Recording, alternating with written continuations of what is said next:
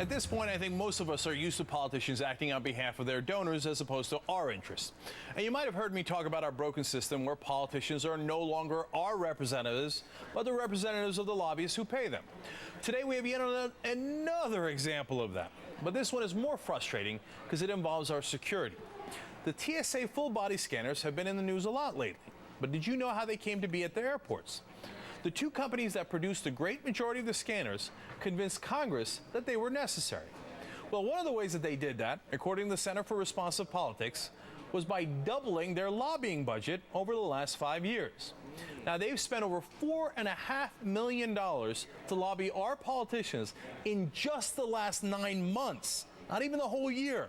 And look, voila, more full-body scanners at airports. Amazing how lobbying works. Now, some critics are convinced that the machines emit too much radiation or are too revealing. Knowing that our politicians got greased with over $4 million to buy those machines, do you feel safer? One of the guys who helped convince Congress that scanners were necessary was former Homeland Security advisor Michael Chertoff. Who would know better than the former head of Homeland Security, right?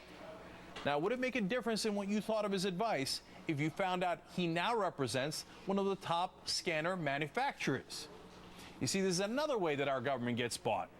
Once people retire, they can get big bucks by shilling for some company who needs government favors or government approval. If all of that wasn't discouraging enough, one more angle here.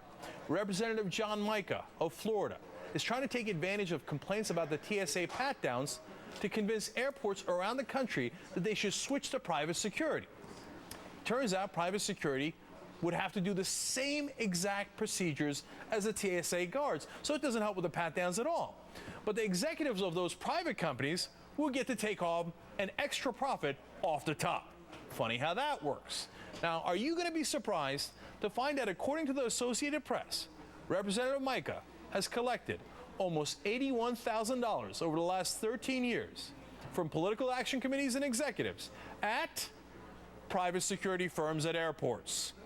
We called his office, and they say that money was collected over a long period of time, so it's not as bad as it looks, since the TSA was not around for that whole time.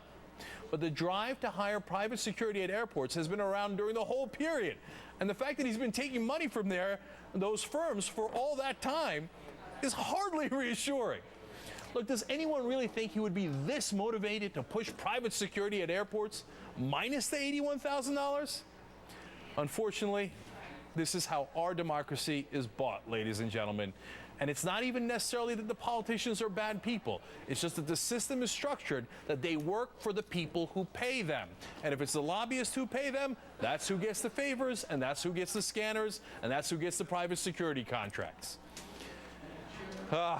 Discouraging sometimes, but it's going to be all right. We got Thanksgiving around the corner. I'm an optimistic guy. That's our show for this Tuesday. You see how optimistic I am? I'm already skipping to Thanksgiving. I'm Cenk Uygur from the Young Turks. You can catch me anytime at theyoungturks.com.